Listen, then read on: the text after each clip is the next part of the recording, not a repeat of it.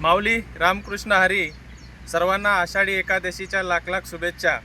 मी गणेश फाटक. आज तुमच्या सर्वांच्या समोर यायचं कारण म्हणजे गेल्या अधिवेशनामध्ये या तालुक्याचे लाडके आमदार माननीय शिवाजीराव पाटील साहेब यांनी एक तारांकित प्रश्न केला होता आणि तो प्रश्न म्हणजे ह्या आपल्या काजू विषयी.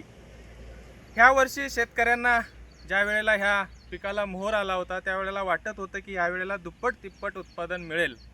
मात्र निसर्गाच्या कोपामुळे ह्या ज्या आपल्या पिकाला जो मोहर आला होता तो धुक्यामुळे करपून गेला आणि शेतकऱ्यांच्या उत्पादनामध्ये घट आली. आणि त्यावेळेला खाली कोकणामध्ये आंबा उत्पादनावरतीही हीच परिस्थिती आली होती. त्यावेळेला तिकडच्या लोकांनीही एक आंदोलन केलं होतं.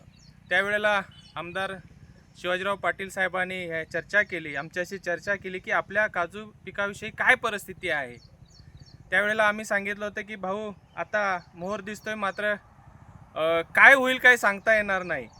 आणि निसर्गाच्या ह्या बदलत्या हवामानामुळे शेवटी हा मोहर जळून गेला आणि अतिशय कमी प्रमाणात शेतकऱ्याला उत्पादन मिळालं. ह्याविषयी मग भाऊनी अधिवेशनामध्ये प्रश्न मांडला की माझ्या भागातील विधानसभा मतदारसंघामधील काजू उत्पादन हे याच्यावरती पिकावरती खूप मोठा अनिष्ट परिणाम झालेला आहे आणि माझ्या शेतकऱ्यांना याची नुकसान भरपाई मिळाली पाहिजे, असा तारांकित प्रश्न अगदी खणखणीत आणि ज्या पद्धतीनं मांडायचा आहे त्या पद्धतीनं मांडला. त्यामुळे शासनाला याची दखल घ्यावी लागली आणि शासनानं परवाच एक माहिती प्रसिद्ध केलेली आहे की काजू पिकाविषयी ज्यांचे नुकसान झालेलं आहे त्यांनी विविध नमुन्यामध्ये अर्ज करून कागदपत्र सादर करा.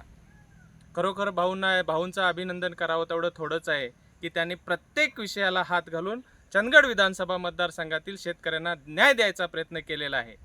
त्यामध्ये जे सातबाऱ्यावरती काजू पिकाची नोंद पाहिजे त्याबद्दल शेतकऱ्यांना मला सांगायचं आहे की आपल्या सातबाऱ्यावरती काजू पीक नोंदणी करा अशी मागे तलाट्यांनी सूचना केली होती.